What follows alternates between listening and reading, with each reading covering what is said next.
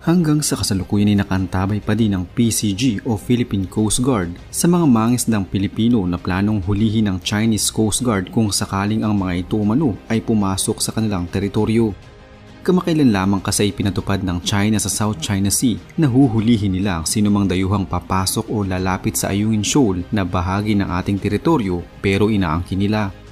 Tila pinagbabawalan ng ating mga mangisdang Pilipino na makapangisda sa sarili nating teritoryo. Hindi din nila hinahayaang makalapit sa mismong paligid ng bahura ang mga naghahanap buhay na Pinoy. At ayon pa sa China, ikukulong umano nila ang mga trespassers sa South China Sea at manghihimasok sa kanilang teritoryo. Pero ang Philippine Coast Guard